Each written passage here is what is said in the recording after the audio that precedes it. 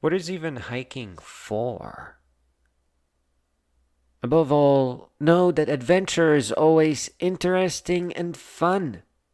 Adventure done right only ever gives and never takes. Everything has its time and place, so you have to prepare by hiking and camping a little bit at a time. You should definitely spend your first night in your backyard. You can have a barbecue or roasted sausage on a stick over an open bonfire, or just microwave something fit for an adventure so that you can have time to listen to your narrated books before sleep. Adventure loves you. It will help you get started and help you find all the trails and help your mind stay young and your body fit. To give you a neat example from life, I live by the I-275 bicycle trail in Michigan. As it merges with a huge park at the south end, the trail cuts through a camping ground. It has bathrooms, a soda machine, fire rings, parking spots, and a gnarly river, and probably ants and a raccoon or two. It is an invitation to learn bicycle camping, where you load up your bicycle and pedal with your backpack on.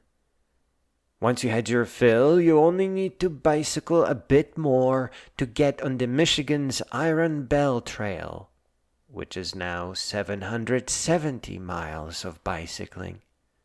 Then you hop on the North Country National Scenic Trail, which is a 4,500-mile walk. And then the 2,194-mile, or 3,531-kilometer Appalachian Trail, which crosses Georgia, North Carolina, Tennessee, Virginia, West Virginia, Maryland, Pennsylvania, New Jersey, New York, Connecticut, Massachusetts, Vermont, New Hampshire, and ends at Mount Katahdin in Maine. And not that far off where Henry Thoreau had his cabin, he in fact wrote about Mount Katahdin. And you keep on trucking. You get on the 2,653-mile, or 4,270-kilometer Pacific Crest Trail, traversing Washington, Oregon, and California. And then the 3,028-mile, or 4,800-mile Continental Divide Trail, which crosses New Mexico, Colorado, Wyoming, Idaho, and Montana. The call of adventure and the call of the wild is real. It will keep you going.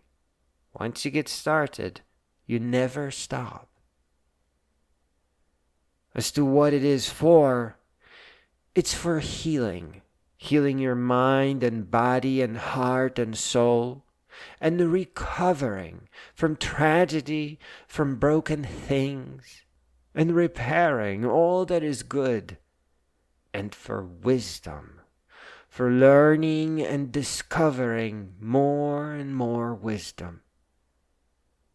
The one thing that trails promise is to make you fit and young again. The trails make room and encourage you to listen to narrated books written by great beings, from clear-thinking adventurers to philosophers who hope to repair the world. Good news or bad news, it is a celebration of life. The trails are about recognizing that you are a creature of the stars first, and an overworked, crushed human marked by mandatory poverty much, much later, where it almost doesn't matter. The world of the trails is the opposite of the way of the cities. The trails will help you perceive the world in a different way and then help you abandon both ways and create your own, much wiser, much more capable vision. Human beings are not meant to be workers. Life is much too short for that. Life is meant for greatness, for helping, for making the world a better place. Overwork, what we all eventually excel at, is much too dangerous. We are not machines. Our bodies are nature, and they need nature and exercise first. Perhaps most importantly, our minds demand their intellectual inheritance, lest you begin your life at levels already traversed. Your intellectual inheritance is stored in the books that will eventually make you wise, strong, and unbreakable, truly a force of nature.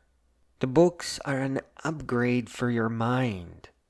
They mark the initial steps of your transcendence, of your growing up from a child to a great being, which is what growing all the way up really means. Adventure is not just a great idea. Adventure is necessary because you are so much more than you know.